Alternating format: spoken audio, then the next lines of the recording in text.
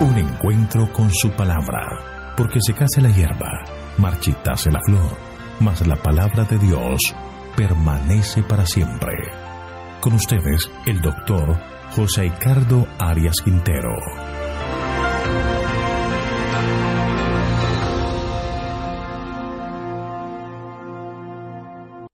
Vamos a estudiar Mateo capítulo 1, segunda parte, el nacimiento de Jesucristo.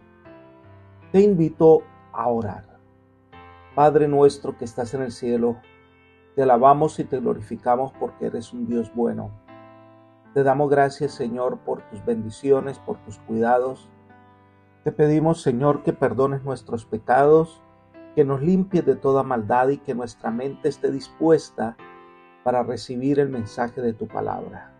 Por eso pedimos en este momento la presencia de tu Espíritu en nuestro medio, para que Él sea nuestro maestro, nuestro guía y nos ayude a entender este pasaje de la Escritura. Gracias por todo, gracias por concedernos tu bendición. En el nombre de Jesús lo pedimos. Amén. En el Evangelio de Mateo, que fue escrito para convencer a los judíos de que Jesucristo cumple las especificaciones del Mesías, leímos en primer lugar la genealogía de Jesucristo, donde se destaca que él era descendiente de Abraham y también era descendiente de David. Por lo tanto, podía ser un descendiente que recibiese el título de Mesías. Él era el hijo de David. Pero también notamos en las genealogías que Mateo puede mostrar que Jesús es el Mesías y el Salvador de todo el mundo, incluyendo de aquellas personas cuyo pasado podría haber sido terrible, pero que el Señor puede enderezar la vida de las personas y hacer que ellas incluso pertenezcan a la familia real del Mesías. La segunda parte del capítulo 1 de San Mateo son los versículos 18 al 25. Narra de manera muy breve el nacimiento de Jesucristo, pero el personaje central de esta narración es el Espíritu Santo. En este pasaje se lo menciona dos veces. Leamos el versículo 18. El nacimiento de Jesucristo fue así. Estando comprometida María, su madre, con José, antes que viniesen juntos, se halló que había sido concebida del Espíritu Santo. Y la segunda vez que se menciona es la explicación del ángel a José, versículo 20. Pero lo que en ella es engendrado del Espíritu Santo es. Esta es una mención intencionada que hace Mateo, que escribe su carta dirigida a los judíos. Tiene la intención de conectar la vida de Jesús con el Espíritu Santo. Para el judío, el Espíritu Santo tenía unas funciones específicas muy importantes. Número 1, el Espíritu Santo era la persona en la deidad que traía a los hombres la verdad de Dios. Era el que guiaba a los profetas. El Espíritu Santo a lo largo de las edades era quien traía la verdad de Dios a la humanidad. Así que ahora nos dice que Jesús es la única persona que trae la verdad de Dios a la humanidad porque es engendrado del Espíritu Santo. En segundo lugar, el Espíritu Santo capacita a los hombres para reconocer esa verdad de Dios. En tercer lugar, los judíos conectaban al Espíritu Santo con la obra de la creación, ya que estaba presente en ese momento, y el soplo, es decir, el ruach, el Espíritu de Dios, fue quien dio vida. Se menciona así en los Salmos y en el libro de Job. En cuarto lugar, también conectaban la obra del Espíritu Santo con la recreación. La visión del Valle de los Huesos Secos en Ezequiel 37 nos muestra que solo el Espíritu Santo fue quien dio vida a esos cadáveres que se encontraban allí. Las promesas de nueva vida colocando el Espíritu Santo en el corazón son parte de lo que se esperaba fuera la obra impresionante del Espíritu en la vida de los creyentes.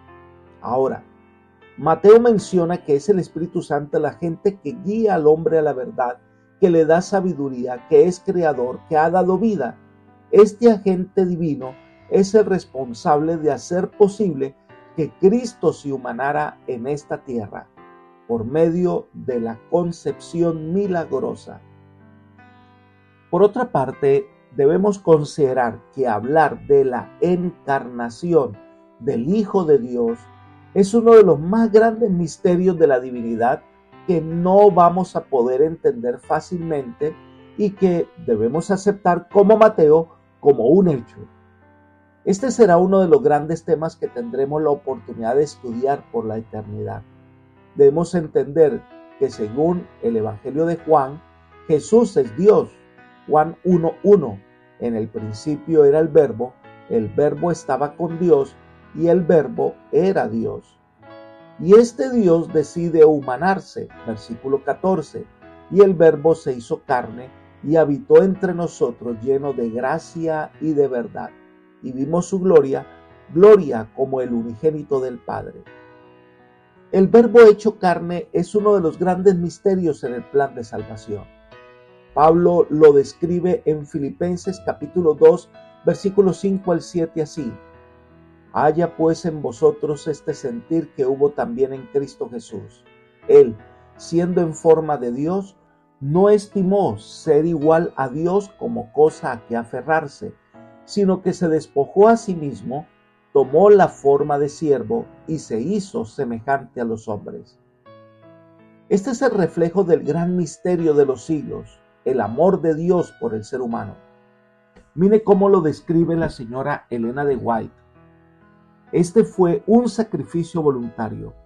Jesús podría haber permanecido al lado del Padre, podría haber conservado la gloria del cielo y el homenaje de los ángeles, pero prefirió devolver el cetro a las manos del Padre y bajar del trono del universo a fin de traer luz a los que estaban en tinieblas y vida a los que perecían. Libro El deseo de todas las gentes, página 14. Dios lo hizo por amor al ser humano. Lo hizo porque era el único medio para salvarnos. El Dios del cielo nace como un niño en Belén para enfrentar como hombre los fieros ataques del enemigo, enfrentar la muerte y resucitar para ofrecer vida. Sigamos estudiando Mateo capítulo 1, el versículo 18. El nacimiento de Jesucristo fue así. Estando comprometida María, su madre, con José, antes que vivieran juntos, se halló que había concebido del Espíritu Santo. Elementos de esta narración. Número 1. María estaba desposada de José. Ella no estaba casada, sin embargo el desposorio era algo que se consideraba previo al matrimonio.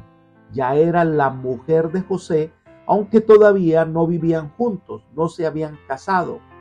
José y María era del linaje de David y es probable que era del pequeño círculo que estudiaba con afán las profecías y esperaba la venida del Mesías.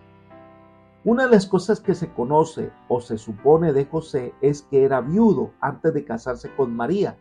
Tenía al menos 6 hijos de su primer matrimonio y muchas hermanas. Elena de White así lo da a entender. Los hijos y las hijas de José sabían esto y apelando a su ansiedad trataban de corregir las prácticas de Jesús de acuerdo con su propia norma. Libro El deseo de todas las gentes, página 66. Más adelante ella vuelve y enfatiza: los hijos de José distaban mucho de tener simpatía por Jesús en su obra. Deseo de todas las gentes, página 288. Y para reforzar este concepto se dice que estos hermanos de Jesús eran mayores. El mismo libro, la página 66 dice: todo esto desagradaba a sus hermanos. Siendo mayores que Jesús, les parecía que él debía estar sometido a sus dictados. Así que lo primero, María, que estaba desposada con José, se halla concebida por el Espíritu Santo, el milagro de la concepción. José era viudo, quería casarse nuevamente con María, y ahora miren lo que sucede. Versículo 19.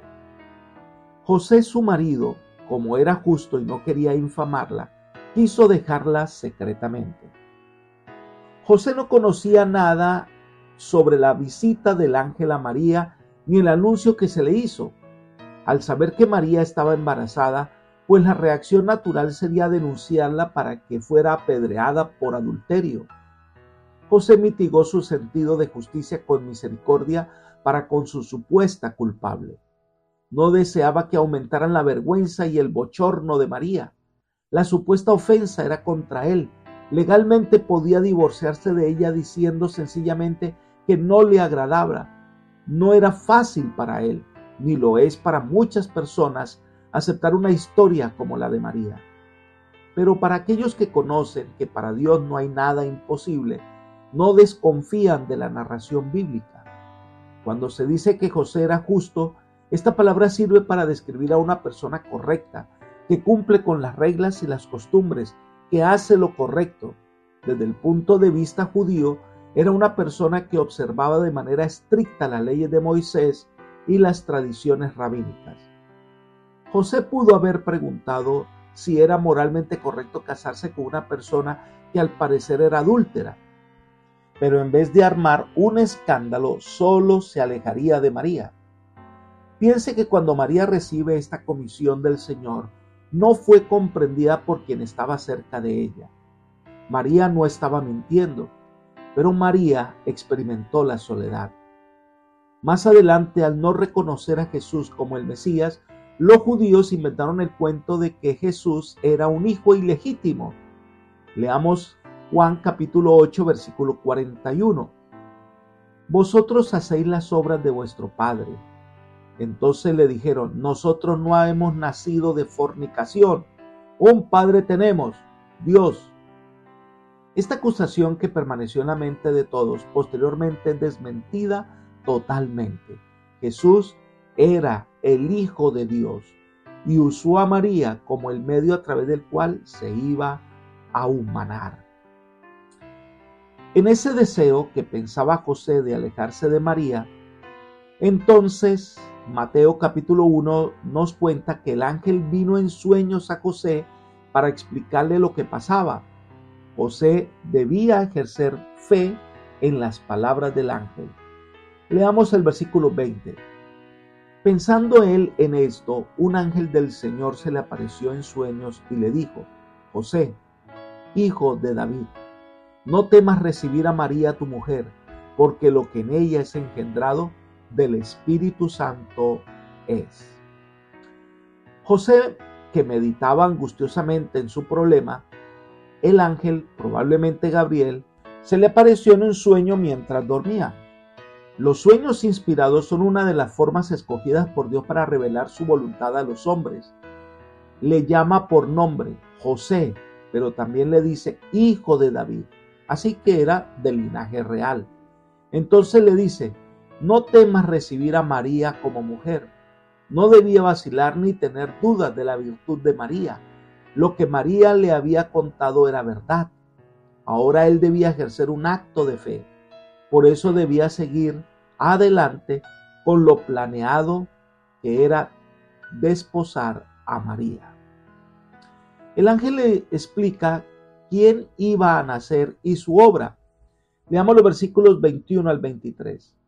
Dará a luz un hijo, le pondrás por nombre Jesús, porque él salvará a su pueblo de sus pecados. Todo esto aconteció para que se cumpliera lo que dijo el Señor por medio del profeta. Una virgen concebirá y dará a luz un hijo, y le pondrás por nombre Emmanuel, que significa Dios con nosotros. El ángel no le dijo a José que su mujer le daría a luz un hijo a él, como le había dicho a Zacarías acerca de Juan el Bautista. Jesús había de nacer como hijo de Dios, no como hijo de José. Pero desde el momento del nacimiento de Jesús, José debía ser para él como padre. A semejanza de otros niños, Jesús se beneficiaría del compañerismo, de la conducción y de la protección de un padre. Además, junto a María, debían darle el nombre a ese niño. Le llamarás Jesús. Jesús viene del griego Iesous, equivalente al nombre hebreo Yehoshua, es decir, Josué. Por lo general se ha entendido que este nombre significa Jehová es salvación. Algunos estudiosos sugirieron que debe traducirse Jehová es generosidad. El nombre original de Josué era Osea, es decir, Oseas. Fue cambiado por Yehoshua, es decir, Josué. Después del cautiverio babilónico, cuando el arameo reemplazó al hebreo como idioma común de los judíos, este nombre se transformó en Yeshua, que pasó al griego Isous. En tiempos del Nuevo Testamento, Yeshua era un nombre común entre los judíos y estaba en armonía con la costumbre hebrea de escoger nombres que tuvieran significado religioso. Entonces le dice que nacería Jesús, el Salvador del mundo. Esa es la misión que tendría. El ángel le dice, porque él salvará a su pueblo de sus pecados. El pecado había encerrado a los hombres en su cárcel. Cristo vino para quebrar las cadenas, abrir las puertas de la cárcel y liberar a los cautivos de su condena de muerte. Vino a salvarnos de nuestros pecados, no en nuestros pecados. Vino no solo para salvarnos de los pecados que ya hemos cometido, sino de nuestras tendencias inherentes que nos llevan al pecado. Vino a redimirnos de toda iniquidad, en la cual está incluida toda tendencia al mal heredada y cultivada. Pero es claro que no vino a salvar a su pueblo del poder de Roma, como lo anhelaban los judíos, sino del poder de un enemigo más formidable. Vino no a restaurar el reino de Israel, sino a restaurar el dominio de Dios en el corazón de los hombres. No vino a luchar contra la injusticia social o la pobreza, como algunos quieren enseñar, sino vino a salvarnos del pecado, que es la causa fundamental de la pobreza y la injusticia. Pero algo más, el ángel le recuerda a José todos los aspectos importantes de la vida y la misión de Jesús, su naturaleza, su nacimiento, los diversos acontecimientos de su vida y sobre todo sus sufrimientos y su muerte, fueron predichos por los profetas de antaño. Y una de las cosas que enfatiza Mateo es que se estaba cumpliendo una de las profecías más recordadas en el ámbito judío, Isaías 7:14. Por tanto, el Señor mismo os dará señal, la Virgen concebirá y dará a luz un hijo, y les pondrá por nombre Emmanuel.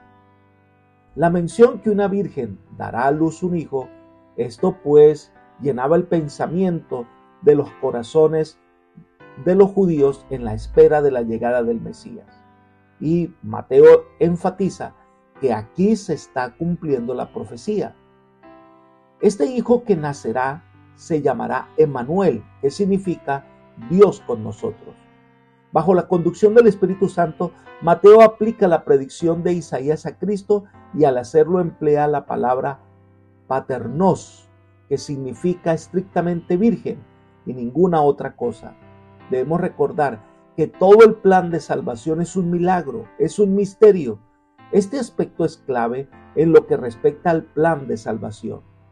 Debemos nosotros, como María y José, muchas de estas cosas aceptarlas por fe, porque Dios hace posible lo que para la mente humana es imposible de entender.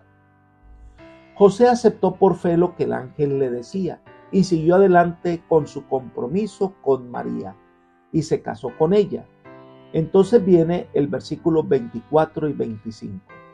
Cuando despertó José del sueño, hizo como el ángel del Señor le había mandado y recibió a su mujer, pero no la conoció hasta que dio a luz a su primogénito y le puso por nombre Jesús. Cuando Dios habló, José actuó sin duda ni demora. Se ve en este aspecto del carácter de José, más que en cualquier otro, la razón por la cual estaba preparado para ser el protector terrenal de María y de su hijo Jesús. Al llevar a María a su casa, José actuó por fe. Un acontecimiento como el que le había anunciado el ángel no era conocido en los anales de la experiencia humana, pero José creyó que para Dios todo es posible. Pero después aparece una afirmación controversial. El texto dice, pero José no la conoció hasta que dio a luz a su hijo primogénito. El asunto es que en la tradición católica, María siempre permaneció firme, pero la forma verbal del griego no concuerda con esa afirmación. Lo que el texto nos da a entender es que la virginidad de María solo duró hasta el nacimiento de Jesús. Otras versiones, como la Nueva Versión Internacional, dice lo siguiente: pero no tuvo relaciones conyugales con ella hasta que dio a luz un hijo, a quien le puso por nombre Jesús.